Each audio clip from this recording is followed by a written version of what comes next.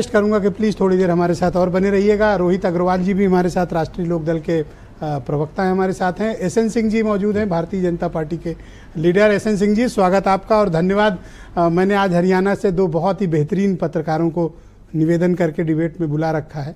आप मुझे बताइए सर कि आपके कैंप में कुछ हताशा का माहौल दिख रहा है या फिर बीजेपी को लगता है कि कोई चमत्कार होगा या फिर आप तीसरी बार सत्ता ले आएंगे? आप कांग्रेस का मुकाबला वहां किस तरह से कर रहे हैं? नहीं ब्रिजेश जी, देखिए हमारे मित्र जो रावल जी हैं वो कहते कहते वो बता गए कि किस तरह से कांग्रेस में भी फूट है, और फूट पे जिक्र वो कर रहे थे तो आधी चर्चा की और आधी देखिए आपकी मेरी आवाज। मैं ठीक कर रहा हूं, आप बोलते रहें, आप उसको कंप्लीट कर दें रावल जी की बात।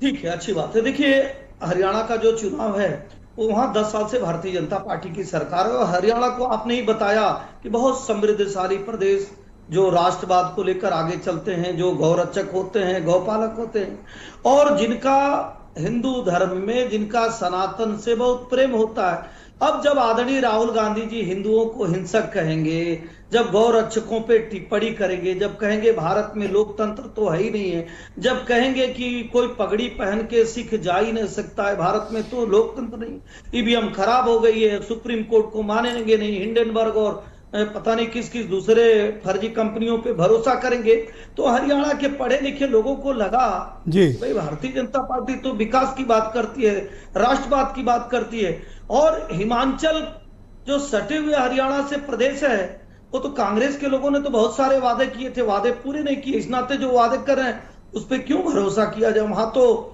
सैलरी देने के लिए भी पैसे नहीं है, वहां तो बेरोजगारी दर सबसे ज्यादा बढ़ गई है, तो इस नाते लोगों को का जो भरोसा था वो भारतीय जनता पार्टी के पक्ष में गया। अब उन्होंने कहा दलितों पे, भाई दलितों पे अगर सर्वाधिक अत्याचार किसी की सरकार में हुआ है तो 2005 में गोहाना में और 2010 में मिर्चपुर में हुआ, और दोनों हरियाणा में हुआ, और दोनों समय में कांग्रेस की सरकार थी।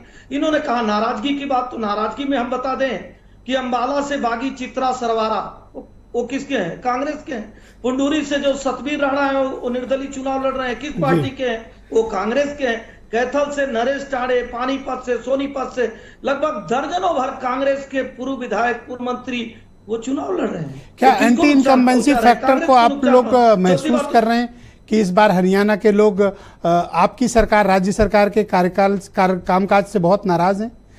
ये फैक्टर भी महत्वपूर्ण निकला है अब तक की रिपोर्ट्स में, इसको कैसे डील करेंगे आप?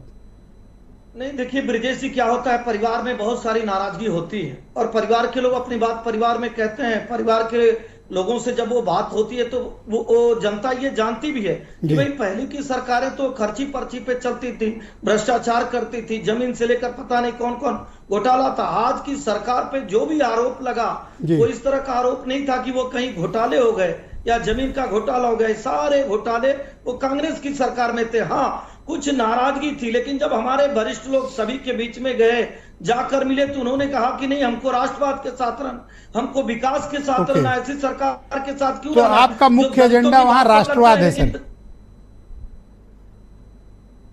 आपने कुछ पूछा ब्रिजेश जी? आपका मुख्य एजेंडा राष्ट्रवाद है? एक ब्रिजेश जी, एक ही साधे सब सधे, सब साधे सब जाए। विकास एक ऐसा एजेंडा है जिसको लेकर भारतीय जनता पार्टी चली, और जो आवास, बिजली, पानी, सड़क, सुरक्षा, शिक्षा, स्वास्थ्य के मानकों को पूरे संपूर्ण भारत में भारतीय